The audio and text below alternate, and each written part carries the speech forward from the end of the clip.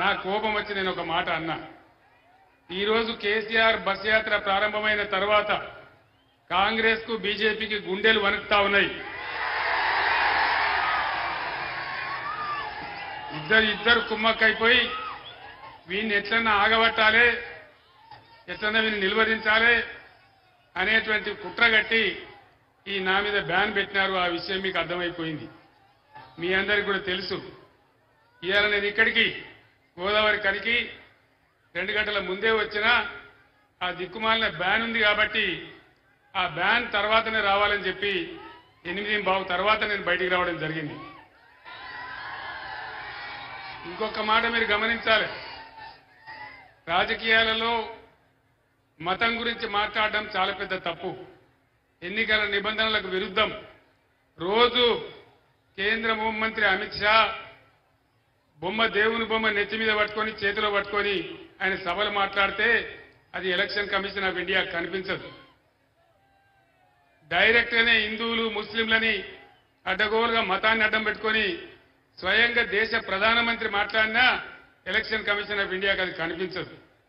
ఇక ఈ రాష్ట్ర ముఖ్యమంత్రి ప్రజలకు నువ్వు ఇచ్చిన వాగ్దానాలు ఏం చేసినావని మేము ప్రశ్నిస్తే ఆయన ఏం మాట్లాడతాడు? నీ గుడ్లు వీకి గోళీలు ఆడుకుంటాం, నీ పేగులు తీసి మెడలేసుకుంటాం, నిన్ను పండబెట్టి తొక్కుతాం అని మాట్లాడితే అది చాలా సభ్యంగా ఉంది. కానీ చేనేత కార్మికులకు ఒక అన్యాయం జరుగుతున్నదని మాట్లాడితే చాలా ఈ విధంగా అన్యాయంగా చేసినారు. సరే, ప్రజలు నిర్ణయిస్తారు. ఈ ఎన్నికలలో ప్రజలే ఎప్పుడు కూడా నిర్ణేతలు కాబట్టి మనకు ఎలాంటి ఇబ్బంది లేదు. నేను మీ అందరికీ ఒక మాట మనవి చేస్తా ఉన్నాను. 5 నెలల కింద ఈ రాష్ట్రంలో పరిస్థితులు ఎట్లా ఉండే, ఈ రోజు ఎట్లా ఉన్నాయి? ఎవరు దానికి కారణం? ఎవరి చాతగానితనం దానికి కారణం? ఇవాళ పెద్దపల్లి జిల్లాలోనే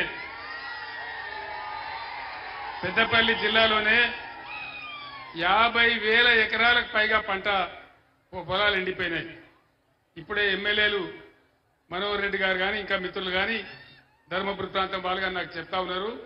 50,000 ఎకరాలకు పైగా పంట పొలాలు ఎండిపోయినాయి. ఎవరు దీనికి కారణం?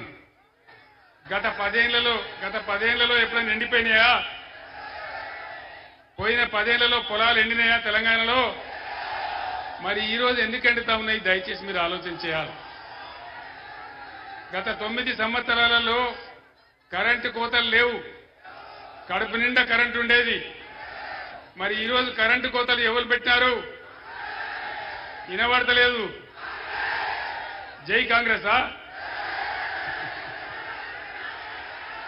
ఇలా కరెంటు కోతలు స్టార్ట్ అయిపోయినాయి. పక్కనే గోదావరి ఉంటే తెలంగాణ ఉద్యమ సమయంలో నేను చాలా సార్లు గోదావరి కనికి వచ్చిన.